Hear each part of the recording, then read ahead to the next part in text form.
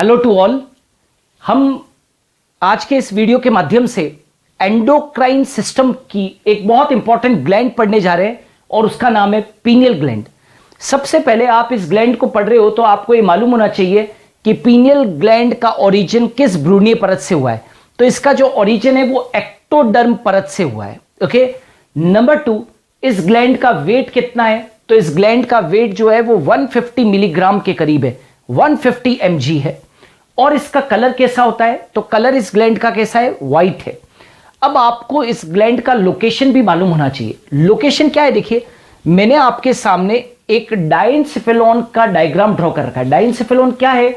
मस्तिष्क का एक भाग होता है अग्र मस्तिष्क, फोर ब्रेन। तो फोर ब्रेन का एक भाग होता है, उसको क्या बोलते हैं? डायेनसेफेलॉन। ये डायग्राम डायेनसेफेलॉन का है। डायेनसेफेलॉन की ये जो ऊपर वाला जो भाग है, देखिए ये डायेनसेफेलॉन की कैविटी है। डायेनसेफेलॉन की जो छत है, रूफ है, राइट, उसको हम क्या बोलते हैं? एपिथैलेमस। और डायेनसेफेलॉन की जो फर्श है, फ्लोर है, उसको हम क्या बोल देते हैं? हाइपोथैलेमस। ओके। नाउ हाइपोथैलेमस से तो एक स्टॉक के द्वारा पिट्यूटरी ग्लैंड या पीयूष ग्रंथि लगी हुई है, राइट, और इसको हम क्या कहते थे? हाइपोफाइसिस कहते थे। नाउ अपनी यहां पर पीनियल ग्लैंड कहां पर? डायग्राम में स्पष्ट रूप से देख सकते हैं कि डायेनसेफेलॉन की ये जो छत है, जिसको कि हम एपिथैलेमस कह रहे हैं, उस एपिथैलेमस के मध्य भाग में एक स्टॉक दिख रहा होगा आपको, that is known as the pineal stalk. और पीनियल स्टॉक के ऊपर एक छोटी सी ग्लैंड लगी हुई है, उसका नाम क्या है? That is known as the pineal gland. तो चूंकि पीनियल ग्लैंड की पोजीशन बिल्कुल पिट्यूटरी से अपोजिट है, तो पीयूष ग्लैंड को यदि हमने कहा था हाइपोफाइसिस सेरिब्राई, क्योंकि वो नीचे की तरफ स्थित थी, तो एपिथैलेमस के ऊपर की ओर जो स्थित है वो कौन सी है? पीनियल ग्लैंड है। तो हम पीनियल ग्लैंड को एक और नाम दे देते हैं और उसका नाम है एपिफाइसिस सेरिब्राई। तो पीनियल ग्लैंड को हम एपिफाइसिस सेरिब्राई के नाम से भी जानते हैं। ये क्लियर हो जाना चाहिए। नाउ दूसरी चीज कि जो अपनी पीनियल ग्लैंड है, इस पीनियल ग्लैंड में कितने प्रकार की कोशिकाएं स्थित होती है? So the pineal gland consist of 2 cells. 2 महत्वपूर्ण सेल्स होती है। एक का नाम है पिनियलोसाइट कोशिकाएं, पिनियलोसाइट सेल। और ये जो पिनियलोसाइट सेल्स है, ये तंत्रिका कोशिकाओं के मॉडिफिकेशन से बनी है। These cells are formed by the modification of the nerve cell. And दूसरे तरीके की जो सेल्स है, उनका नाम है न्यूरोग्लियल सेल्स। ये क्या होती है? सपोर्टिंग इंटरस्टाइटल सेल्स होती है, यानी कि ये एक प्रकार की आलंबी कोशिकाएं हैं, सपोर्टिंग सेल्स है। So we can say that pineal gland के अंदर 2 प्रकार की कोशिकाएं हैं। पहले का नाम है पिनियलोसाइट कोशिकाएं, दूसरे का नाम क्या है? न्यूरोग्लियल कोशिकाएं। ओके। और साथ के साथ ये भी ध्यान रखो कि जो पीनियल ग्लैंड आप पढ़ रहे हो, ये पीनियल वर्ड कहां से आया? तो पीनियल ग्लैंड पीनियल आई का अवशेषी भाग है। पीनियल आई जो होती है, जो कि पुराने जीवों में हुआ करती थी, राइट। ह्यूमन बींग्स के अंदर तो खैर वो वेस्टिजियल होती है। तो पीनियल आई का ये अवशेषी भाग है। पीनियल ग्लैंड पीनियल आई का ये अवशेषी भाग है, राइट। और इसमें क्योंकि इसमें क्या पाई जाती है? लाइट सेंसिटिव सेल्स क्या होती है? उपस्थित होती है, यानी कि इसमें प्रकाश संवेदी कोशिकाएं पाई जाती है। चूंकि इसके अंदर प्रकाश संवेदी कोशिकाएं हैं, इससे सिद्ध होता है कि ये पीनियल आई का एक वेस्टिजियल पार्ट है। लेकिन यहां पर मैंने बॉक्स बनाकर क्लियर कट लिख दिया है कि when we are talking about the humans, मानवों के अंदर पीनियल ग्लैंड में किसी भी प्रकार की लाइट सेंसिटिव सेल्स नहीं होती है। In the case of the human beings, pineal gland के अंदर जो लाइट सेंसिटिव सेल, प्रकाश संवेदी जो कोशिकाएं होती है, वो पूर्णतया क्या होती है? एब्सेंट होती है। हाँ, लेकिन जो लोअर ऑर्गेनिजम्स होते हैं, उनके अंदर पीनियल ग्रंथि जो है वो पीनियल आई से ये डेवलप हुई है। ये शो करता है। क्यों? क्योंकि उसके अंदर क्या प्रेजेंट होती है? लाइट सेंसिटिव सेल्स जो होती है वो प्रेजेंट होती है। ओके। नाउ जब भी हम किसी एक एंडोक्राइन ग्लैंड को पढ़ते हैं, तो हमें ये मालूम होना चाहिए कि वो जो ग्लैंड है वो कोई ना कोई क्या करेगी? हार्मोन का स्रावन करेगी। क्योंकि हम बात कर रहे हैं एंडोक्राइन ग्लैंड की, तो नेचुरली कि वो क्या करेगी? हार्मोन का क्या करेगी? सिक्रीशन करेगी। तो यहां पर 3 हार्मोन सिक्रीट होते हैं पीनियल ग्लैंड से। यदि मैं पूरी तरीके से पढ़ाऊं आपको हर लेवल के ऊपर, तो याद रखना कि 3 हार्मोन्स जो होते हैं वो सिक्रेट होते हैं। नॉर्मली आपको किताबों के अंदर केवल एक हार्मोन लिखा हुआ मिलता है, मैं यहां पर 3 हार्मोन बताऊंगा, तीनों के बारे में जानकारी देते हैं। पीनियल ग्लैंड 3 हार्मोन का सिक्रीशन करता है। पहला तो है सेरोटोनिन, दूसरा जो है वो है मेलेटोनिन, सेरोटोनिन, मेलेटोनिन, और एक और हार्मोन इसके द्वारा सिक्रीट होता है, उसका नाम है एड्रीनोग्लोमेरुलोट्रोपिन हार्मोन। क्या कहा मैंने?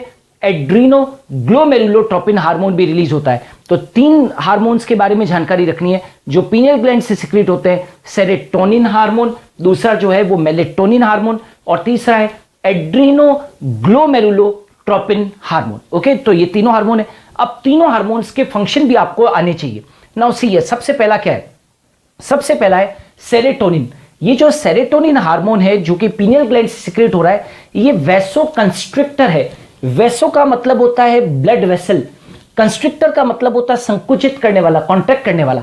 इसका मतलब ये हुआ कि सेरोटोनिन हार्मोन जो होता है वो ब्लड वेसल्स को क्या कर देता है? कंस्ट्रिक्ट कर देता है। और नेचुरल है कि जब कोई चीज कंस्ट्रिक्ट होगी तो उसका वॉल्यूम क्या होगा? कम होगा। और हम जानते हैं जब किसी चीज का वॉल्यूम कम होता है तो प्रेशर बढ़ता है। इसका मतलब सेरोटोनिन हार्मोन बॉडी के अंदर वैसो कंस्ट्रिक्टर की तरह काम करता है, ब्लड वेसल्स को कंस्ट्रिक्ट करता है और ब्लड प्रेशर को क्या करता है? बढ़ाता है। तो आपको ये रोल मालूम होना चाहिए कि ये ब्लड वेसल्स को कंस्ट्रिक्ट करके और ब्लड प्रेशर को बढ़ाएगा। नंबर 2, जो इस ग्लैंड का सबसे महत्वपूर्ण हार्मोन है, और वो कौन सा है? Melatonin hormone. आपको ये बता दूं पहले कि ये जो मेलेटोनिन हार्मोन है ये एक अमीनो अम्ल होता है जिसका नाम है ट्रिप्टोफैन। अमीनो अम्ल ट्रिप्टोफैन का ये व्युत्पन्न है, right? I want to say melatonin hormone is the derivative of amino acid and that amino acid is called as tryptophan.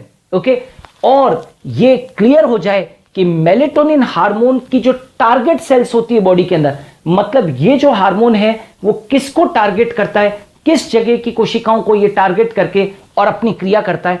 तो ये किसके ऊपर क्रिया करता है? त्वचा के मेलेनोफोर्स पर।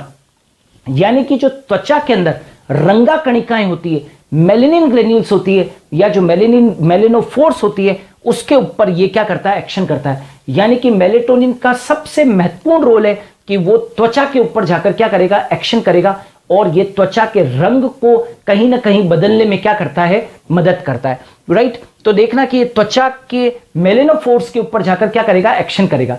लेकिन ये जो मेलेटोनिन हार्मोन है वो ध्यान रखना है कि ये melatonin hormone MSH hormone, melatonin hormone MSH hormone के विपरीत कार्य करता है। मैं आपको यहां पर बता दूं कि एमएसएच हार्मोन जो होता है वो पीयूष ग्रंथि के अग्रपिंड के द्वारा स्रावित होता है। मैं फिर से बता दूं, एमएसएच मतलब मेलेनोसाइट स्टिमुलेटिंग हार्मोन, और ये पीयूष ग्रंथि के पिट्यूटरी ग्लैंड के एंटीरियर लोब से अग्रपिंड से क्या होता है? सिक्रीट होता है। और मैं ये बताना चाहता हूं कि मेलेटोनिन हार्मोन एमएसएच के विपरीत कार्य करता है। अब जब अपने एमएसएच पढ़ते हैं तो वहां पर ध्यान रखना एमएसएच का रोल क्या होता है। यदि आपको एमएसएच का रोल मालूम पड़ेगा तभी तो आपको ये मालूम पड़ेगा कि एमएसएच और जो अपना मेलेटोनिन हार्मोन है वो एक दूसरे के एंटागोनिस्टिक हार्मोन है, एक दूसरे के क्या करते हैं? ये विपरीत कार्य करते हैं। कैसे करते हैं? तो एमएसएच हार्मोन जो होता है वो रंगा कणिकाओं को डिस्पर्स कर देता है, मेलेनिन ग्रेन्यूल्स को डिस्पर्स कर देता है, और उसके कारण जो त्वचा का जो कलर है, कॉम्प्लेक्शन है, वो क्या हो जाता है? डार्क हो जाता है। याद रखना, एमएसएच हार्मोन जो होता है रंगा कणिकाओं को बिखेर देता है, स्कैटर कर देता है, डिस्पर्स कर देता है, जिसकी वजह से कलर जो होता है स्किन का वो क्या हो जाता है? डार्क हो जाता है। लेकिन इसके विपरीत आपको ध्यान रखना है कि मेलेटोनिन का हार्मोन का कार्य बिल्कुल उल्टा होगा। यहां पर आप देख सकते हैं, मैंने एक उदाहरण दे रखा है कि एम्फीबियंस के अंदर, ह्यूमन बींग्स के अंदर नहीं, राइट, एम्फीबियंस के अंदर और रेप्टाइल्स के अंदर आपने देखा होगा कि कलर चेंजिंग का पावर होता है, और उस कलर चेंजिंग को हम क्या बोलते हैं? मेटाक्रोसिस। क्या कहते हैं? मेटाक्रोसिस। यानी कि यह हार्मोन जो होता है वो क्या करता है? मेटाक्रोसिस, यानी कि change in colour of skin के अंदर क्या करता है? मदद करता है। आपने कई सारे एम्फीबियंस को देखा होगा, रेप्टाइल्स को देखा होगा जो मेटाक्रोसिस दर्शाते हैं, त्वचा के रंग में क्या करते हैं? परिवर्तन करते हैं। तो मैं ये कहना चाहता हूं कि मेलेटोनिन हार्मोन एमएसएच के विपरीत कार्य कर रहा है। एमएसएच हार्मोन रंगा कणिकाओं को स्कैटर करके, डिस्पर्स करके, और क्या करता था? ये कलर को क्या करता था? दैट इज कलर को डार्क करता था, लेकिन यहां पर मेलेटोनिन हार्मोन जो है वो रंगा कणिकाओं को डिस्पर्स नहीं करता है। ये रंगा कणिकाओं को, मेलेनिन ग्रेन्यूल्स को एक जगह पे कंसेंट्रेट करता है, एक जगह पे केंद्रित करता है और ये त्वचा के रंग को क्या कर देता है, पेल कर देता है, हल्का कर देता है उभयचरों और रेप्टाइल्स के अंदर। तभी तो मैंने यहां पर लिख दिया है, right, it fairs the complexion of skin, यानी कि ये त्वचा के रंग को हल्का कर देता है। लेकिन याद रहे इसका रोल स्किन के ऊपर हम ह्यूमन बींग्स के अंदर नहीं होता है। ठीक है, ये तो बात चल रही थी कि मेलेटोनिन हार्मोन का महत्वपूर्ण रोल क्या है। इतना ही नहीं, मेलेटोनिन हार्मोन के और भी कई सारे रोल होते हैं, उनको बहुत क्लोजली समझिएगा, क्योंकि आपको कई बार ये जो कॉन्सेप्ट है मेलेटोनिन हार्मोन का ये क्लियर नहीं हो पाता है, तो इसको यहां पर देख लें ध्यान से।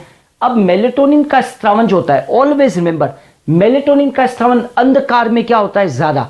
जब भी डार्कनेस होगी, अंधकार होगा, मंद प्रकाश होगा, तो क्या होगा, इसका सिक्रीशन क्या होता है, ज्यादा होता है। और प्रकाश के अंदर, लाइट के अंदर, ब्राइट लाइट के अंदर इसका सिक्रीशन क्या होता है, कम होता है। तभी तो कहा जाता है कि मेलेटोनिन हार्मोन का सिक्रीशन मिड नाइट के अंदर, राइट, मध्य रात्रि के अंदर सबसे क्या होता है, ज्यादा होता है। और नून के अंदर, जो डे का टाइम है, दिन का समय जो है, नून टाइम है, उसके अंदर इसका सिक्रीशन क्या हो जाता है, कम हो जाता है। और ध्यान रहे, इस हार्मोन को हम लैंगिक जैविक घड़ी भी कहते हैं, सेक्सुअल बायोलॉजिकल क्लॉक कहते हैं, क्योंकि ये समय के अकॉर्डिंग क्या होता है, नियंत्रित होता है। और ये देखना कि यहां पर आप देखिएगा, यह हार्मोन लैंगिक जनन घड़ी की तरह, जैविक घड़ी की तरह कैसे काम कर रहा है। तो मानवों में, अंधे बच्चों में यौवनावस्था समय से क्या आ जाती है, पूर्व आ जाती है। अब ये कैसे हुआ, देखो, जो ब्लाइंड बच्चे होते हैं उनके अंदर नेचुरल है कि अंधकार के अंदर हमने बताया था कि मेलेटोनिन का सेक्रेशन क्या होगा, ज्यादा होगा। ठीक है, तो जो मानवों के अंदर जो अंधे बच्चे होते हैं, जो ब्लाइंड बच्चे होते हैं, उनके अंदर पुबर्टी एज जो होती है, यौवनावस्था होती है, वो समय से क्या आ जाती है, पूर्व आ जाती है।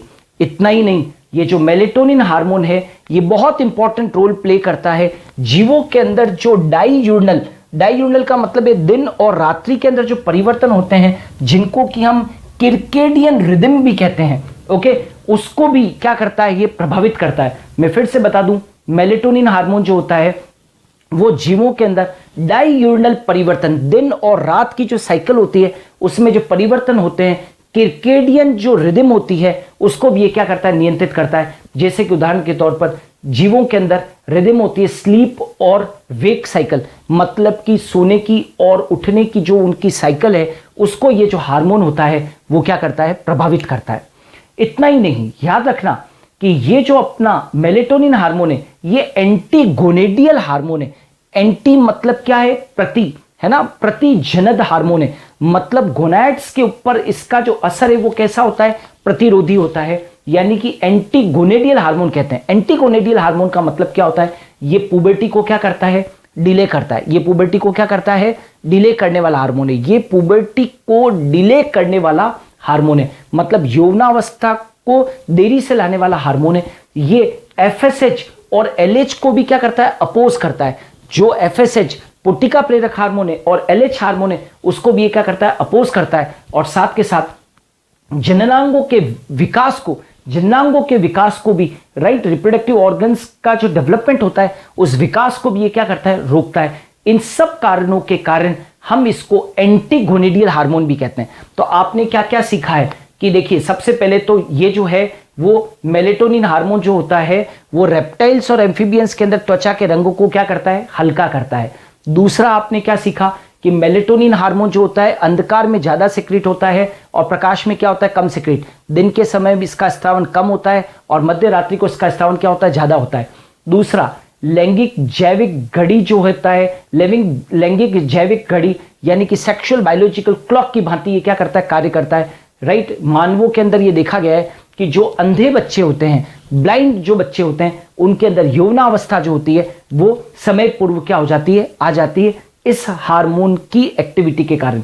इतना ही नहीं, ये जो मेलेटोनिन हार्मोन है इसका चौथा रोल देख सकते हो कि ये जीवों के अंदर जो डाईयूर्नल परिवर्तन होते हैं, रात और दिन के अंदर जो परिवर्तन होते हैं उनके अंदर, उनको ये क्या करता है, प्रभावित करता है। इनको किरकेडियन रिदम भी कहते हैं, जैसे कि रिदम ऑफ स्लीप और वेक साइकिल, यानी कि उनके सोने की और जागने की जो साइकिल होती है उसको ये मेलेटोनिन हार्मोन क्या करता है, प्रभावित करता है। और आपने ये भी देखा है कि एंटीगोनेडियल हार्मोन है, यानी कि जननों के ऊपर विपरीत क्या करता है, प्रभाव दर्शाता है। जैसे कि ये पुबर्टी को ये क्या करता है, डिले करने वाला हार्मोन है। एफएसएच और एलएच के को अपोज करने वाला हार्मोन है और जननांगों के विकास को ये क्या करता है, रोकता है।